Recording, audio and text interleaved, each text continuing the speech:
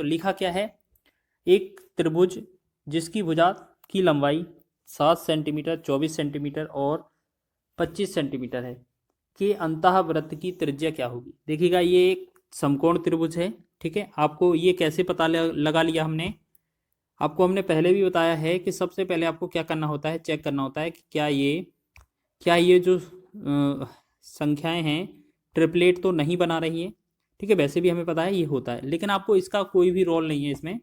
कभी भी आपको इस तरीके से क्वेश्चन मिले तो आपको देखिएगा मात्र बिना पेन और कॉपी के भी ये क्वेश्चन आ सकता है। आपको भुजा कौन कौन सी दी गई है, देखिए 7 लिखा है, 24 लिखा है, 25 लिखा है, ठीक है। इन्हें हम बिना कॉपी से, बिना पेन की सहायता से भी कर सकते हैं, मात्र 1-2 सेकंड में। कैसे करेंगे, अगर आपसे तीनों भुजाएं दी हैं, आपसे पूछा है अंतःवृत्त की त्रिज्या क्या है, तो देखिएगा पैटर्न आपका क्या रहेगा। पैटर्न में आपको क्या याद रखना है, जो छोटी भुजाएं हैं दोनों उनको जोड़ देना है और बड़ी वाली भुजा को माइनस कर देना है। ये कहीं भी लिखा हो आगे पीछे से मतलब नहीं है, दोनों छोटी भुजाओं को जोड़ना है आपस में और बड़ी भुजा को घटा देना है। तो 24 और 7 कितना होगा, 31, माइनस करेंगे 25 को तो कितना बनेगा हमारा, ये बनेगा हमारा 6, ठीक है। बस इसमें क्या करना है, इसको आधा कर देना, हमारा आंसर हो जाएगा। ये 3 बनेगा 6 का आधा, तो 3 हमारा राइट आंसर हो जाएगा, डी विकल्प, ठीक है। समझ में आ गया है सभी को कैसे करना है। देखिएगा एक बार और देखें, जो छोटी भुजा है 24 और 7 इनका योगफल हो जाएगा 31, उसमें से जो बड़ी भुजा है उसको घटा देना है, ये बनेगा बचेगा 6। 6 को हमें क्या करना है, 2 से भाग करना है। 2 से भाग करेंगे तो ये कितना बनेगा, 3। मतलब हर बार 2 से ही भाग करना है अगर इस तरीके का क्वेश्चन ले तो। अंतःवृत्त की त्रिज्या होगी ऑप्शन नंबर डी 3।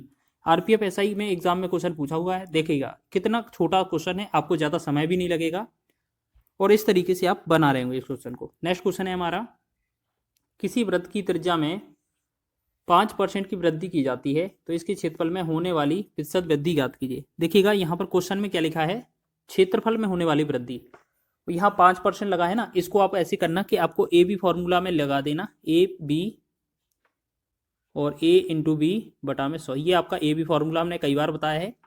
अगर इसमें क्या है, वृद्धि होती है तो प्लस मानते हैं, कमी होती है तो माइनस। पहले 5 लिखा था,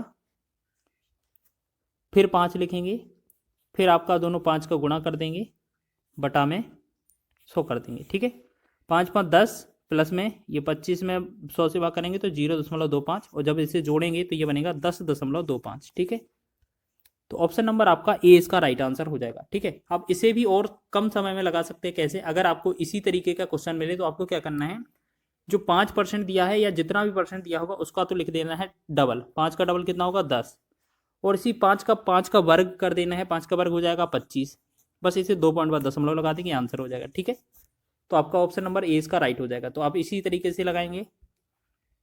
नेक्स्ट क्वेश्चन है हमारा, एक वृत्त में अंकित एक समबाहु त्रिभुज का क्षेत्रफल 9√3 सेंटीमीटर स्क्वायर है, वृत्त का क्षेत्रफल क्या होगा। देखिएगा सबसे पहले हमें मान लेना है, एक हमारे पास एक वृत्त है और इसके अंदर कोई क्या है, एक त्रिभुज है। इसके अंदर कोई क्या है, त्रिभुज है, और वो भी कौन सा, समबाहु त्रिभुज है, ठीक है। अब हमें पता है इसकी भुजा तो ए होती है हर जगह, इसका क्षेत्रफल यहाँ से यहाँ तक की जो त्रिज्या होती है वो हमें निकालनी है सबसे पहले, फिर हम त्रिभुज वृत्त का क्षेत्रफल निकाल सकते हैं।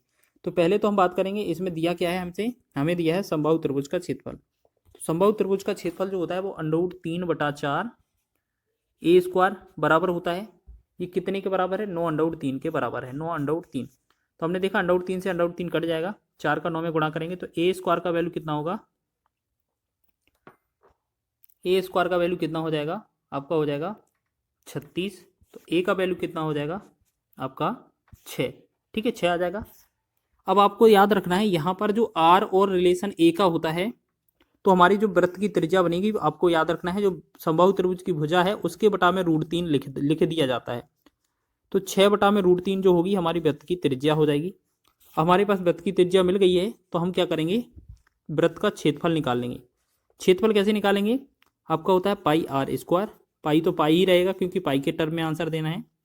आर स्क्वायर मतलब ये हमारा 6 का वर्ग, यहाँ 6√3 है उसका स्क्वायर करना है, तो 6 का वर्ग कितना आ जाएगा 36, और √3 का वर्ग 3 रहेगा, तो 3 एकम 3, 3 से 12 3 36, 12 पाई जो होगा इस क्वेश्चन का राइट आंसर हो जाएगा। तो ऑप्शन नंबर आपका डी इसका राइट है। ठीक है, तो आसान तरीके से करना है इसको सॉल्व।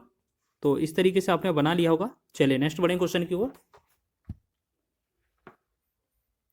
चलिए नेक्स्ट क्वेश्चन देखेंगे। लिखा है एक अर्धवृत्तीय क्षेत्र का व्यास 14 मीटर है, तो उस क्षेत्र का परिमाप क्या होगा। तो सबसे पहले बात करें अर्धवृत्त का जो परिमाप होता है, सीधा याद रखें, अर्धवृत्त का जो परिमाप होता है वो आपको याद रखना है पाई आर प्लस 2r के बराबर होता है। हमारे पास व्यास d बराबर 14 दिया है, r का वैल्यू आधा हो जाएगा मतलब 7 आ जाएगा। बस इसमें रख देंगे, पाई का मान 22/7 होता है, गुणे में r की जगह 7 लिखेंगे, प्लस 2 गुणे में r की जगह 7 लिखेंगे। 7 से 7 कट जाएगा तो ये कितना बनेगा 22 प्लस 2 7 14। 14 और 22 को जोड़ेंगे तो कितना बनेगा ये हमारा 6 3, मतलब ये बनेगा हमारा 36। तो 36 मीटर इसका राइट आंसर होगा, option number C. Option number C इसका राइट आंसर हो जाएगा, याद रखेंगे। इस तरीके से क्वेश्चन बना सकते हैं, ये ग्रुप डी के एग्जाम में पूछा गया था। और अर्धवृत्त वाला क्वेश्चन बहुत पूछा जाता है, आपको सीधा रट कर जाना है, याद रख लेंगे। यदि एक वृत्त की परिधि 18 पाई सेंटीमीटर है तो वृत्त का क्षेत्रफल कितना होगा। तो हमने क्या बताया था कि जब भी कभी क्षेत्रफल या परिमिति कोई भी दिया जाए, परिधि वगैरह, तो जो चीज़ दी जाती है उसी का फॉर्मूला लगाया जाता है। वृत्त की परिधि दी है, मतलब परिधि क्या होती है 2 पाई r होती है। इसका मान कितना दिया है 18 पाई। 1 पाई से 1 पाई कैंसिल, 2 एकम 2, 2 से 2 नम 18। r का वैल्यू क्या हो जाएगा 9, 9 इसका त्रिज्या बन जाएगी। अब हमसे पूछा है वृत्त का क्षेत्रफल क्या होगा। तो वृत्त का क्षेत्रफल तो होता है पाई r स्क्वायर, और आर की पाई के रूप में आंसर देना है, तो पाई तो पाई ही रहेगा, आर स्क्वायर 9 लिखा है, 9 का वर्ग कितना होगा 81। मतलब हमें क्या पता चल गया कि ये 81 पाई जो होगा इस क्वेश्चन का राइट आंसर हो जाएगा। तो ऑप्शन नंबर सी इसका राइट आंसर हो जाएगा 81 पाई वर्ग सेंटीमीटर। आगे बढ़े अगले प्रश्न की ओर। लिखा है एक वृत्त की परिधि 22 सेंटीमीटर है, तो अर्धवृत्त का क्षेत्रफल कितना होगा। तो देखेंगे वृत्त की परिधि, परिधि का मतलब क्या होता है 2 पाई r। 2 पाई r का वैल्यू जो है वो आपका 22 दिया हुआ है, तो हम यहाँ पर लिखेंगे 2 गुणे में 22/7 गुणे में r बराबर कितना है 22। 22 से 22 कट जाएगा, तो यहाँ पर r का वैल्यू निकालेंगे तो ये 7 उस तरफ ऊपर पहुँचेगा, 2 इसके नीचे, मतलब 7/2 निकल आएगा। अर्धवृत्त का क्षेत्रफल होता है पाई r स्क्वायर, तो ये पूरा वृत्त का क्षेत्रफल हो जाएगा। अर्धवृत्त का मतलब है आधा निकालना है हमें। ठीक है, तो 1/2 हम साथ में लिखेंगे, पाई का मान 22/7 लिखेंगे, और r स्क्वायर, r का वैल्यू 7/2 है, और यहाँ r स्क्वायर पूछा है, तो 7 का वर्ग कितना हो जाएगा 49, और 2 का वर्ग कितना हो जाएगा 4। ठीक है, तो हमने देखा 7 एकम 7, 7 7 49, 2 एकम 2, 2 से 11 दूना 22, तो हमने देखा 11 7 77 हो जाएगा, बटा में हमारा 4। जब 77/4 करेंगे तो 4 को भाग करेंगे, 4 एकम 4, 3 37, 4 नम 36, 1 10, 4 दूना 8, 4 पंचे 20, यानी कि 19.25 इसका राइट आंसर हो जाएगा, 19.25। तो ऑप्शन नंबर बी इसका राइट आंसर हो जाएगा, याद रखेंगे। इस तरीके से एग्जाम में क्वेश्चन बन सकता है। आगे बढ़े अगले क्वेश्चन की ओर। नेक्स्ट क्वेश्चन देखेंगे। आकृति में एक वृत्त का केंद्र O है, अनुभाग OAPB का क्षेत्रफल वृत्त के क्षेत्रफल का 5/18 भाग है, x ज्ञात कीजिए। देखिएगा, तो आपको क्या याद रखना है, जो एक वृत्त का केंद्र O है, यहाँ पर ये इस तरीके से दिया हुआ है। आपको देखो दोबारा से डायग्राम बना देते हैं, इस तरीके से दिया हुआ है। ठीक है, यहाँ पर सेंटर में O है और इस तरीके से बनाया है, O A B और P यहाँ पर है। यहाँ पर जो वैल्यू है वो x है, हमें x का वैल्यू का गणना करना है। तो एक बात बताइए, आपको ये जो है आपका त्रिज्यखंड हो जाएगा कि नहीं, हो जाएगा कि नहीं। बिल्कुल, ये OAPB जो है वो आपका त्रिज्यखंड हो जाएगा। तो देखिएगा, त्रिज्यखंड का क्षेत्रफल जो होता है वो θ/360 गुणे में पाई r स्क्वायर होता है। ठीक है, बराबर क्वेश्चन में बोला है वृत्त के क्षेत्रफल का 5/18 भाग है, तो वृत्त का क्षेत्रफल होता है पाई r स्क्वायर गुणे में कितना 5/18, मतलब 5/18। तो देखेंगे यहाँ पाई r स्क्वायर से पाई r स्क्वायर पूरा कट जाएगा, 18 एकम 18, 18 दूना 36, 0।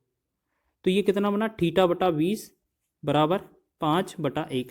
क्रॉस गुणा करेंगे तो यहाँ पर जो थीटा आएगा, थीटा का जो वैल्यू आएगा 20 पंचे 100, 100 जो आ जाएगा इस क्वेश्चन का राइट आंसर हो जाएगा। ठीक है, 100 डिग्री। तो ये थीटा हमारा क्या है 100 डिग्री। इसे ही हमने x बोला है क्योंकि क्वेश्चन में हमने x लिखा था, तो इसकी जगह हम x भी लिख सकते थे। तो हमारा 100 डिग्री इसका राइट आंसर होगा ऑप्शन नंबर बी। चलिए आगे बढ़ लेते हैं लास्ट प्रश्न की ओर। किसी वृत्त की एक चाय की लंबाई, एक चाप की लंबाई, सॉरी चाप लिखा है, चाप की लंबाई वृत्त की परिधि की 2/9 है। वृत्त के केंद्र पर चाप के द्वारा बनाए गए कोण की माप क्या होगी। देखिएगा सेम है, बस इसमें फॉर्मूला लगाना है। तो यहाँ पर जो फॉर्मूला होता है वो θ/360। अब इनटू में यहाँ पर क्या है, पाई आर स्क्वायर नहीं होता है, 2πr होता है। चाप की लंबाई का फॉर्मूला ये होता है। बोला है कि उसके परिधि का 2/9 है। परिधि क्या होती है, 2πr होती है। इसका कितना है, 2/9 है, 2/9 लिखेंगे। अब देखिए यहाँ 2πr से 2πr पूरा कैंसिल हो जाएगा। 9 एकम 9, 9 चौके 36 और 0। तो हमने देखा यहाँ पर θ/40 बराबर 2/1। इसे क्रॉस गुणा करेंगे तो यहाँ थीटा का जो वैल्यू आएगा कितना आएगा, 40 दूना 80। तो 80